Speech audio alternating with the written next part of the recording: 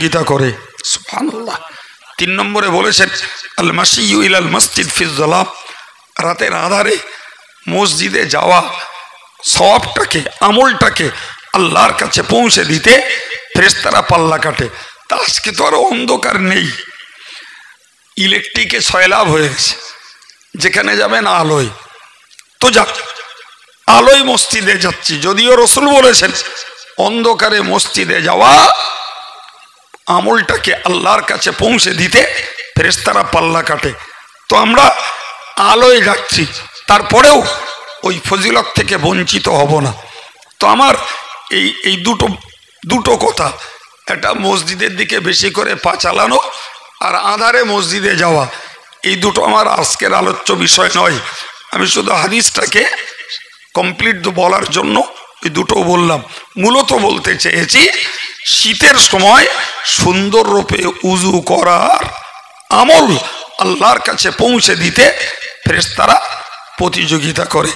আমি সেই সুন্দর উজু কি করে হয় তড়িঘড়ি এক নজর আপনাদের কানে দিয়েছি। জি, সুতরাং দায় সারলে হবে না, দায় সারলে হবে না, একটু মহব্বত বাড়াতে হবে। আল্লাহ ওটাই চেয়েছেন। তুমি কত সুন্দর আমল করতে পারো। ভাই, একটা লোক রোজা রেখেছে, সামনে রমজান আসছে, একটা লোক রোজা রেখেছে, সেহরি থেকে ইফতার পর্যন্ত পানাহার না করে, স্ত্রী সহবাস না করে সারাদিন মানুষটা কাটালো, ও লোকটা রোজাদার। আর একটা লোক ওই একই টাইম পানাহার না করে, স্ত্রী সহবাস জনিত কোনো কাজ না করে রোজা রেখেছে, সঙ্গে চোখটাকে রোজার হালাতে কোনো হারাম জিনিস দেখা থেকে বাঁচিয়েছে, কানটাকে হারাম জিনিস শোনা থেকে বাঁচিয়েছে, জিভটাকে মিথ্যা গীবত গেল্লা করা থেকে রোজা অবস্থায় বাঁচিয়েছে, পাটাকে হারাম পথে বাড়ানো থেকে বাঁচিয়েছে, জি হাত দিয়ে কোনো অন্যায় কাজ করা থেকে বিরত থেকেছে। ওই লোকটার রোজাটা সুন্দর। সুবহানাল্লাহ বলে। না খেয়ে রোজা রাখার লোক অনেক, কিন্তু এই সুন্দর করে রোজা রাখার লোক বলো, ঠিক বলছি না ভুল বলছি? আল্লাহ বলো চাননি তুমি গাদা রোজা করো, আল্লাহ চেয়েছে তুমি সুন্দর করে রোজা করো। আর সুন্দর করে করতে গেলে জি খাওয়া থেকে, পান করা থেকে, স্ত্রী সহবাস থেকে যেমন বাঁচতে হবে, তেমন আমার দেহের অঙ্গগুলোকে রোজার হালাতে খাস করে শরীয়ত বিরোধী কাজ থেকে বাঁচাতে হবে, তবে আমার রোজাটা সুন্দর হবে। কথা বোঝাতে পেরেছি? তো আমি যে কথা বোঝাতে এই জায়গায় এসছি, আমার বক্তব্য ছিল যে আল্লাহ বলেছেন যারা ঈমান সহ ভালো কাজ করবে আল্লাহ তাদেরকে শান্তির জীবন বলেন দেবেন, আর মরার পরে অনেক উত্তম পুরস্কার আল্লাহ তাদের দেবেন। উত্তম পুরস্কারটাকে কি বলেছি বাবা? মাশাআল্লাহ, এই তো ভালোই মনে রেখেছে। উত্তম পুরস্কার জান্নাত। কিন্তু শর্ত হলো এটাই যে আমার ওই আমলগুলো সুন্দর হতে হবে। সে নামাজ হোক, রোজা হোক, জি হজ হোক, যাকাত হোক, জিকির হোক, তাসবিহ হোক, দান হোক, ওয়াজ করা হোক, ওয়াজ শোনা হোক, ওয়াজ দেয়া হোক, সব আমলের অন্তর্গত। কিন্তু করতে হবে কিভাবে? মহব্বত দিয়ে, দরদ দিয়ে, অন্তর দিয়ে, জি এবং সুন্দর করে, তবে আল্লাহ খুশি হবে।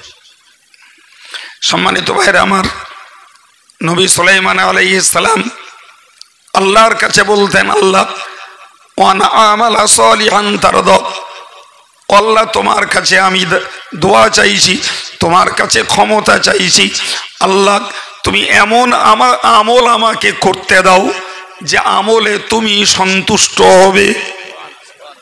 একটু মহব্বত করে বলেন ভাই, আল্লাহর আমল করা, আল্লাহর আদেশের আমল করা বাদ রাখুন। আপনি বলুন দিন, আমরা যারা মালিকের কাজ করি, ছাড়েন মালিকের কাজ, বউরা সংসারের কাজ করে, বলেন সে তরকারি রান্না করতে যে একটু নুন বেশি দিয়ে ফেলেছে, কিংবা একটু হলদির পরিমাণ ঝালের পরিমাণ বেশি হয়ে গেছে। বলেন তো এই বউটার রান্নার উপরে আমরা খুশি হই? হ্যাঁ না বলেন? হয়তো তার জন্য বউটাকে একটা ধমকানিও খেতে হয়। তাহলে সামান্য তার এই কাজটা একটা ত্রুটি হয়েছে, সেটাই আমাদের কাছে বরদাস্ত হয় না। নিজের স্ত্রীকে ধমকাই, বকাবকি করি। জি, তা আমরা আল্লাহর সন্তুষ্টির জন্য আমল করব আর সেই কাজটা সুন্দর করব না, তাহলে আল্লাহ কেমনে খুশি হবে? নিজেরটা বুঝলেই তো আল্লাহ পাকেরটাকে আন্দাজ করে নেওয়া যায়, ঠিক না ভুল? ভাই এটা আমি শুধু আপনাকে টাইম পাস করার জন্য দুটো কথা বলছি না বাবু, বরং আমার ভাইদের, মায়েদের, প্রিয় যুবকদের সকলকেই অনুরোধের সঙ্গে বলছি, এ ওয়াজ আমাদের জীবনের আমলটাকে আল্লাহর কাছে সন্তোষজনক করে তোলার একটা ওয়াজ। সারা জীবন আমাদের কাজে লাগাতে হবে, তাহলে যিনি যতটুকু করছি ততটুকুতে আল্লাহ খুশি হবে। জি প্রিয় ভাইরা আমার, তো আমি আপনাকে যেটা বোঝাতে চাইছিলাম যে আল্লাহ পাক সন্তুষ্টি চাইলেন কে? নবী সুলাইমান, মনে আছে তো? তিনি বললেন, আল্লাহ আমাকে তুমি এমন আমল করতে দাও যাতে তুমি, বলেন কি বলেছি, সন্তুষ্ট। একজন নবী হিসাবে আল্লাহর কাছে সন্তোষজনক আমল করার ক্ষমতা চাচ্ছে। আমরা ভাই একটু বসে চিন্তা করি, ভাই ওরকম একটা দোয়া আল্লাহর কাছে আমাদের চাওয়ার দরকার আছে না নাই? কই একটু মনে করে দেখুন দিন, আমরা এরকম দোয়া আল্লাহর কাছে কজন চেয়েছি?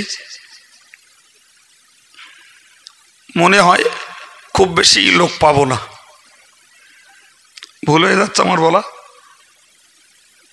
তাহলে একজন নবী আল্লাহর কাছে চাইছেন যে আল্লাহ তুমি আমাকে এমন ভাবে আমল করতে দাও যে আমলে তুমি খুশি হও, সন্তুষ্ট হও। তাহলে ওই রকম একটা দোয়া আমরা যারা আমলের ইচ্ছুক মানুষ, সেই সমস্ত ভাইদের, মায়েদের অবশ্যই আল্লাহর কাছে চাওয়া উচিত।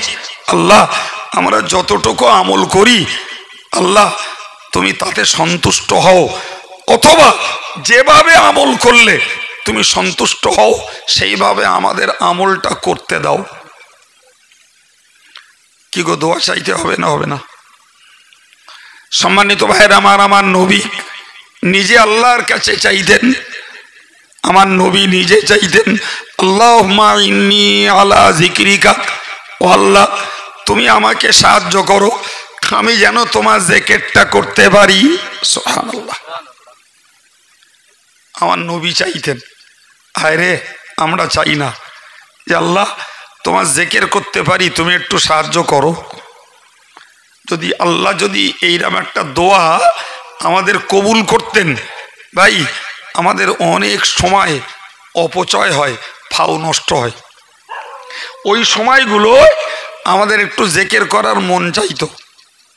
আল্লাহ যদি একদিনের দোয়া কবুল করে নিতেন, জি, তাহলে আমরা ওই যখন বসে থাকতাম তখন একটু জিকির করতে মন হতো। যখন ট্রেন চেপে কলকাতায় যেতাম তখন একটু বসে বসে জিকির করতে মন হতো। কি বিকেলবার একটু বেড়াতে বেরিয়েছি, ওই রাস্তার ধারে গরমকাল, বসে বসে একটু জিকির করতে পারতাম। জি, লেপের মধ্যে শীতকালে শুয়েছি, ঘুম আসছে না, শুয়ে শুয়ে একটু দরুদ শরীফ, একটু কলেমা শরীফ পড়ার আমাদের মন চাইতো। খোঁজ করে দেখেন ওই ফাউ সময়টাও আমাদের বেকার চলে যাচ্ছে। কি গো, ভুল বলছি মনে হচ্ছে? ওই মনোযোগ নেই কারণ আল্লাহ পাক আমাদেরকে ওই সময়গুলোতে জিকির তসবিহ তেলাওয়াত করার মতো মনোযোগ দেননি আল্লাহ, সেই জন্য আমরা করতে পারি না। কত লোকে ঘুমায় না বলে ট্যাবলেট খায়, ঘুমের বড়ি খায়। এই খায় না আমার মনে হয় এই লোকগুলো যদি ঘুমের বড়ি বাদ দে, শুয়ে পড়ে একটা তসবিহ নিত, আর একটু দরুদ শরীফ, কলেমা শরীফ, সুবহানাল্লাহ, আলহামদুলিল্লাহ, লা ইলাহা ইল্লাল্লাহ এরকম খানিকক্ষণ পড়তো না, শয়তান ঘুম পাড়িয়ে দিত। দেখতো এই জেগে থাকলে আমার লস, কেননা জেগে জেগে সওয়াব বাড়াচ্ছে, ওর থেকে বাবা ঘুমিয়ে পড়ুক, ও সওয়াবের পরিমাণটা কম হোক। শয়তান কখনো চায় না আল্লাহর বান্দা বান্দীদের সওয়াবের পরিমাণ বেশি হোক, কোনোদিন চায় না। ও সবসময় চায়, আরে ও তো শত্রু রে বাপ, তা শত্রু চায় শত্রু রোজগার বাড়ুক। এই হ্যাঁ না বলেন? দুনিয়ার দৃষ্টিতে আমরা দেখি শত্রু কখনো চায় না তার শত্রুটার আয় ইনকাম বেশি হোক। তো ইবলিস যখন আমাদের শত্রু, তা আমাদের ধর্মীয় ইনকাম হলো সওয়াব। জি, তো আমরা শুয়ে পড়ে পড়ে জিকির করব, শুয়ে পড়ে তসবিহ পড়ো, ঘুম আসছে না তা বেকার শুয়ে থাকবো, একটু আল্লাহ আল্লাহ করি না। শয়তান দেখবে এ আল্লাহ আল্লাহ করলি এর সওয়াব বেড়ে যাবে, ওর পরকালের ইনকাম বাড়বে, সুতরাং ও ইনকাম বাড়াতে দেওয়া যাবে না, ও যাতে ঘুমোই ব্যবস্থা করতে হবে। এই জন্য আমি বলেছি যে যদি আমরা আল্লাহর কাছে ওই সুযোগ চাইতাম, আল্লাহ তুমি আমাকে জিকির করার অবকাশ দাও, জিকির করার মন দাও, আল্লাহ তোমার জিকিরটা করতে পারি তুমি ক্ষমতা দাও। আমার মন বলে যদি একটা দিন আল্লাহর বান্দা বান্দির কারুর দোয়া আল্লাহর কাছে কবুল হতো, তার একটা ফাউ সময় নষ্ট হতো না। কিন্তু আমাদের তো নিজস্ব সেই টান নেই ভাই। জি, একটা বাড়িতে দুটো ছোট ছোট বাচ্চা, স্বামী স্ত্রী, স্বামী গেছে রোজগারে, জি বাচ্চা দুটো ঘুমোচ্ছে, মাটা সকালবেলা উঠে কাজ কাম শুরু করেছে, সকাল থেকেই তার কাজ। আচ্ছা ওই মাটা ঝাড় দেওয়ার সময় যদি একটু আল্লাহ আল্লাহ করতো, জি থালাঘটি মাজার সময় যদি একটু আল্লাহ আল্লাহ করতো, কি চুলোয় চা করছে কি রান্না করছে, চুলোয় জাল ঠেলে দিয়ে একটা তরকারি করছে, ওই যদি একটু সুবহানাল্লাহ দরুদ শরীফ কলেমা পড়তো, জি ওর একটা কাজ বন্ধ হতো না, অথচ সওয়াবের পাত্রটা দিন দিন ভর্তি হতো। সুবহানাল্লাহ। জি, আমার মায়েদের একটু বেশি সময় ব্যয় হয় বাচ্চা কাচ্চাদের পিছনে, অতটা সময় ভাইদের ব্যয় হয় না।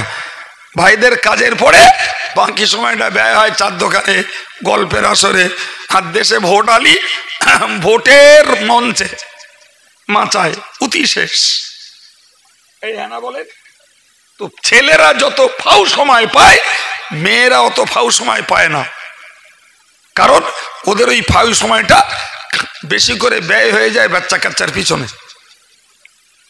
ছেলেদের অতটা হয় না, ছেলেরা রোজগারের পরে ফাউ সময়টা নষ্ট করে আড্ডাবাজিতে, দোকান পাশারিতে, টিভির পর্দায়, ক্যারাম বোর্ডের পর্দায়, রাজনীতির ফাউ গল্পে, চার দোকানে, এই করে করে শেষ। উই করে করে সন্ধ্যেতে রাত 9টা পর্যন্ত কাটিয়ে বাড়ি আসতেছে। ভুল বলছি বলেন? হ্যাঁ, এতে সওয়াব বাড়তেছে। আল্লাহ নবী চাইতেন আল্লাহুম্মা আইন্নি আলা যিকরিকা, ও আল্লাহ তোমার কাছে চাইছি তুমি আমাকে জিকির করতে সাহায্য করো, ও শুকরিকা, আল্লাহ তোমার কাছে চাইছি তোমার গুণ গাইতে, তোমার প্রশংসা করতে আমাকে সাহায্য করো। 3 নম্বরে নবী বলতেন ও হুসনি ইবাদাতিক, আল্লাহ তোমার কাছে চাইছি তুমি তোমার ইবাদত সুন্দর করে আমাকে করতে দাও। আর একটু মন খুলে বলেন, সেই ঘুরিয়ে ফিরে ওই জায়গায় আমি এসেছি। নবী পাকের বক্তব্য, আল্লাহ তোমার ইবাদতটাকে আমাকে সুন্দর করে করতে দাও। আচ্ছা বলেন, নবীর মতো সুন্দর ইবাদত পৃথিবীর আর কেউ করতে পারে বাপ? কেউ না। জি, আর কেউ না। যেখানে ওলামাদের বক্তব্য হলো আমার নবীর 2 রাকাত নামাজকে এক পাল্লায় তুলে দিয়ে আর উম্মতের সারা জীবনের নামাজকে যদি আর এক পাল্লায় তোলা হয়, তা আমার নবীর ওই 2 রাকাত নামাজের পাল্লা ভারী হয়ে যাবে। তিনিও যেরাম করে নামাজ পড়েছেন আমরা সেই রকম করে পড়িস বলো বাপ। জি, নামাজের রূপরেখা চিত্র নবী ছাড়া আমাদের আলাদা নয়, কিন্তু নবীর নামাজ এত উন্নত, এত দামি, এত মূল্যবান কিসে? কেবলমাত্র অন্তরের পার্থক্য। কিসের পার্থক্য? নবী তার অন্তরকে উজাড় করে দিয়ে, মনকে ঢেলে দিয়ে, নিবেদিত মনেই তিনি নামাজ পড়েছেন। সে মনের গভীরতা, ভালোবাসা, মহাব্বত মাপার মতো ক্ষমতা আমাদের কারণ নেই বাপ। যে আমরাও নামাজ যেরকম করে পড়েছি, নবী ওই রকম করে পড়েছে, কিন্তু তার নামাজ এত দামি, এত মূল্যবান কি করে? জি, আর আমাদের নামাজ আল্লাহ ভালো জানে, হয়তো মুখে ছুড়ে দেবে শেষ পর্যন্ত, এও হাদিসে আছে। তো নবী চাইলেন আল্লাহর কাছে, আল্লাহ তোমার ইবাদতটাকে তুমি আমাকে সুন্দর করে করতে দাও। সুবহানাল্লাহ। তাহলে এবার বলেন, আমাদের ইবাদতটা সুন্দর হোক, এটা কি আল্লাহর কাছে আমাদের একটু সাহায্য চাওয়া দরকার নেই? চাই না বাবা। যুবক ছেলেগুলো মাশাআল্লাহ যারা নামাজ ধরেছে, নিশ্চয়ই তাদেরকে প্রশংসা করতে হয়, ভালো বলতে হয়। কিন্তু ওই ছেলেগুলো যদি এখন থেকে সুন্দর করে দৃঢ়তার সঙ্গে, মহাব্বতের সঙ্গে, এক ধ্যানে এক মনে নামাজ পড়তে অভ্যাস করে না, তা আমাদের মতো বয়স হবে, ওরা যদি বেঁচে থাকে, তাহলে ওদের ওই নামাজগুলো আরও আল্লাহর কাছে প্রিয়, পছন্দনীয় হবে। কিন্তু যদি এখন থেকেই তারা শুধুমাত্র ওই দায় সারে বাপ, তো ওই দায় সারা অভ্যাস ওই বুড়ো বয়স পর্যন্তও থেকে যাবে।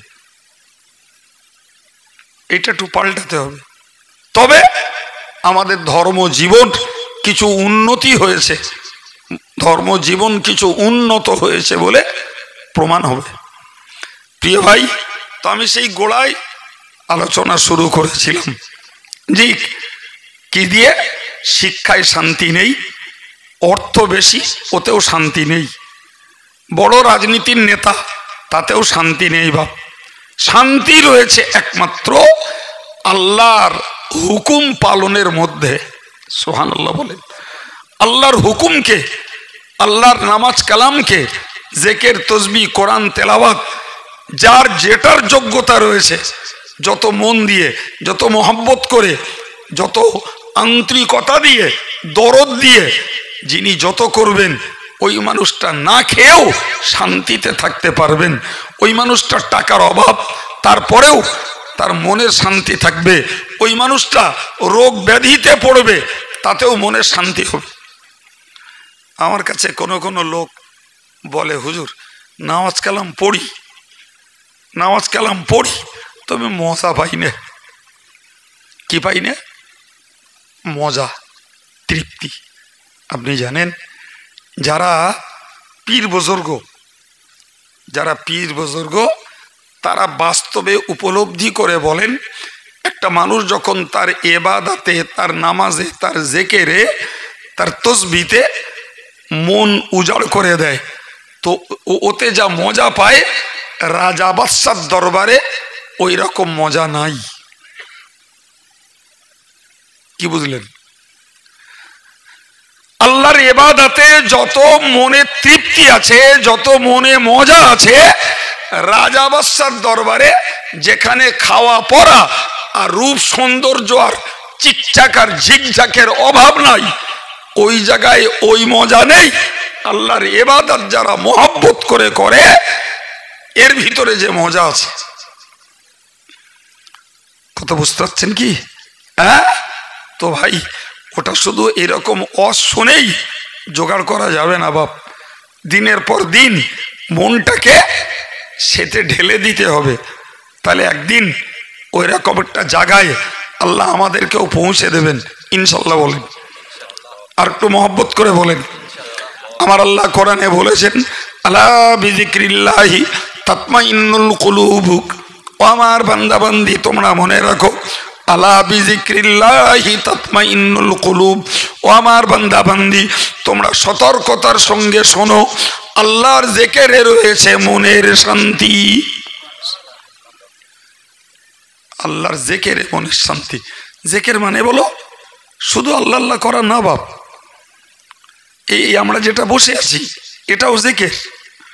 আমি বলছি আপনারা শুনছেন, এটা জিকির। একজন নামাজ পড়েন, ওটাও জিকির। মুয়াজ্জিন আজান দেন, ওটাও জিকির। একজন বাচ্চা পড়ান, ওটাও জিকির। আর একজন কোরআন পড়েন, ওটাও জিকির। একজন তসবিহ পড়েন, ওটাও জিকির। সুতরাং জিকির শুধু এই মুখে আল্লাহ আল্লাহ বলা নয় রে বাপ। জি, তো প্রত্যেকটা জিকিরের মধ্যে রয়েছে মনের শান্তি। কিসের শান্তি? জি, আর আমি গোড়ায় শুরু করেছিলাম, আজকে সারা পৃথিবী ধুঁকছে শুধু মনের শান্তির জন্য। চাইছে আমাদের রান্নাঘরে বলুন, আর আমেরিকার হোয়াইট হাউসে বলুন, আর পশ্চিমবাংলার নবান্নে বলুন, জি, আর দিল্লির পার্লামেন্টে বলুন, অশান্তির শেষ নেই ভাই। কি বলেন? যাদের টাকা আছে খুব শান্তিতে আছে ওরা মনে হচ্ছে, এটা কথা বলে না, একদম না। গরিব মানুষ থেকে অশান্তি ওদের বেশি। যারা সমাজের নেতা ওরা কি মনে হচ্ছে খুব নাকে তেল মেরে ঘুমোয় মনে হয়? শুধু দৌড়চ্ছে না, শুধু শুয়ে পড়েও ঘুমাচ্ছে না, ট্যাবলেট খেয়ে ঘুমোচ্ছে। কি ভাবছেন আপনি? একদম রিয়েলি ভাই, আপনি কি ভাবছেন? ফলে মনে রাখবেন, আমি এই জন্য বলেছি, শিক্ষায়, রাজনীতিতে কিংবা অনেক টাকায় শান্তি নেই বাপ। শান্তি রয়েছে আল্লাহর ইবাদত আমলগুলো মোহাব্বত করে আদায় করার মধ্যে। দায় সারায় না, অন্তরটা ঢেলে করতে হবে, মন দিয়ে করতে হবে, তবে কাজটা সুন্দর হবে, আল্লাহ খুশি হবে। আল্লাহ আমাদের দিলটাকে না খাইয়েও আনন্দ দেবেন। আল্লাহ আমাদেরকে অর্থ কম দিলেও আনন্দ দেবেন। ভাই, সমাজে আমাদের আলাদা দাম নেই, মান নেই। দুদিনের দুনিয়ায় না থাকবে যা, ওই তো দেখে বেড়াচ্ছি তো, যে বিরাট দাম। কি ব্যাপার? অমুক মন্ত্রী গাড়িতে রেড হুডার জ্বালিয়ে যাচ্ছে, সামনে পুলিশ, পেছনে পুলিশ। জি, 5 বছর পরে কেউ আর পুষতে না, হয়ে গেল। এই হ্যাঁ না বলে, হ্যাঁ, কেউ পুষছে না, কি হইল? আর যারা মনের শান্তি কুড়ায় ওদের কালো যে শান্তি, আজও সে শান্তি। সুবহানাল্লাহ। জি ভাই, মনের শান্তিতে যারা থাকে তারা দুনিয়া চায় না। দুনিয়ার মিথ্যা কথা বলা টাকা, ফাঁকি মারা টাকা, সুদ খাওয়া টাকা, ঘুষ খাওয়া টাকা, জি, হক নষ্ট করা টাকা, এসব তারা চায় না। বিশ্বাস রাখুন, এসব তারা চায় না। তারা চায় মোটা ভাত মোটা কাপড়ে দিন চলে গেলে হয়ে গেল। জি, যারা দুনিয়া চায়, আমি আমার কাছ থেকে লিখে নিতে পারে, এরা কখনো মনের শান্তিতে দিন কাটায় না। যারা দুনিয়ার প্রতি অতিরিক্ত লোভ করে না, ওই মানুষগুলো যদি ধর্ম করে, ওরাই প্রকৃত শান্তি ভোগ করে। একজন ফার্সি কবি বলেছেন, দার গলি মে বখুসপা, দো পাদশাহ দার একলি মে নাগুঞ্জন্ত। ফার্সি ভাষার দুলাইন কবিতা। কি বলেছেন তিনি? এতে বলেছেন যে যদি 10 জন আল্লাহওয়ালা হয়, কি হয় বাবা? 10 জন আল্লাহওয়ালা। আর এরকম শীতের রাত্রে ওই 10 জনকে যদি একটা কম্বল দেওয়া হয়, কড়া কম্বল, জি, তো সাধারণ কম্বলের যে মাপ, তো মনে করুন 5-7 কি 6-7 এরম হয় না? তো এরম একটা কম্বল, আচ্ছা ওতে কি 10 জন থাকা যায়? কিন্তু যার বাড়ির 10 জন মেহমান হয়েছেন, তার ওই একটা কম্বল ছাড়া দেওয়ার আর তার কিছু নেই। তিনি একটা কম্বল ওনাদেরকে দিলেন, তো এক কম্বলে সারা রাত কেটে যাবে। কারোর সঙ্গে কারোর টানা খেঁচা, ঝগড়া দ্বন্দ্ব কিচ্ছু হবে না। কেন? এরা না নিজেদের তুলনায় অন্যেরটার গুরুত্ব দেয় বেশি। সুবহানাল্লাহ বলে। এরকম আমার থেকে ওই লোকটার খিদে বেশি, আমার থেকে ওই লোকটার ঠান্ডা বেশি, তো আমার লেপ না হলেও কম্বল না হলেও চলে যাবে, ভাই আপনি নেন। উনি বললেন না, আমার থেকে এই লোকটা একটু হালকা, ঠান্ডাটা ওনার বেশি লাগছে, ওনার দেন। এই করে করে দেখা যাবে ওই কম্বল এক ধারে পড়ে রয়েছে, রাত পার হয়ে গেছে। আর দুনিয়াদার যারা, তাদের নীতি হলো আপন কোলে ঝোল মাখাবো, নিজে নিজে খেয়ে তারপর বাপ মার নাম। নাউজুবিল্লাহ বলেন, কথা বলেন জি। এরা অন্যকে মেরে নিজেরা পুষ্ট হয়, এরা শাসন করার জায়গায় শোষণ করে বেড়ায়, কথা বলেন। সুতরাং এদের হাল কি? কবি বলেছেন যে 10 জন আল্লাহওয়ালা এক কম্বলে রাত কাটায়, আর 2টো মুখ্যমন্ত্রী, 2টো প্রধানমন্ত্রী, 2টো রাজা বাদশাহ যদি এক বিরাট রাজ্যে বাস করে, তা ওর গা জায়গা হয় না। এ ওরটা দখল করতে চায়, ও এরটা দখল করতে চায়। এই কথা বলেন, এটাই হচ্ছে দুনিয়াদারের প্রমাণ। যার টাকা নেই তার কোনো টেনশন নেই, যার টাকা আছে সে টেনশনে টেনশনে আরো কি করে বাড়ে সেই ধান্দায় ব্যস্ত। যার টাকা নেই ভ্যান চালাচ্ছে, যা রোজগার করছে খেয়ে দিয়ে এমন ঘুমোচ্ছে, পাশ দিয়ে লরি চলে গেলেও ঘুম ভাঙে না। আর যার গাদা টাকা হয়েছে, ও টাকায় টাকা কি করে বাড়াবে ওই টেনশনে এসি রুমে শুয়ে ট্যাবলেটের পরে ট্যাবলেট খাচ্ছে, ডাকলি বাবুর উত্তর পাওয়া যাচ্ছে, আগে ঘুমোচ্ছ না তো, ঘুম আসছে না। আর খেটে খাচ্ছে, নাকে তেল মেরে ঘুমোচ্ছে, কথা বলে। সুতরাং মনে রাখতে হবে, যারা যত দুনিয়াদার এদের মনে অশান্তি তত বেশি, আর যারা যত দিনদার খেটে খায় ধর্ম করে এদের মনে শান্তি তত বেশি। কি গো, শুরু থেকে পর্যন্ত যে কথাগুলো বলেছি, ধার্মিক ভাইদের ধর্ম জীবনটা সুন্দর হোক, আমলওয়ালাদের আমলটা সুন্দর হোক, জিকির তসবিহ তেলাওয়াতটা দরদ দিয়ে মোহব্বত করে করতে পারি আমরা, এবং দুনিয়ার এই কবছর দুনিয়ায় আমরা লম্পঝম্প না করে আল্লাহ পাকের দেওয়া শান্তিটাই কামনা করার চেষ্টা করি। আল্লাহ তৌফিক দেন, বলুন আমিন। দরুদ শরীফ আল্লাহুম্মা। দেখো তোমাদের এই নীতিরা বাধ্য বুঝলে, তোমরা খাবার ওই ভিক্ষি করে দেবো, এই বিবেকটা আসে কি করে?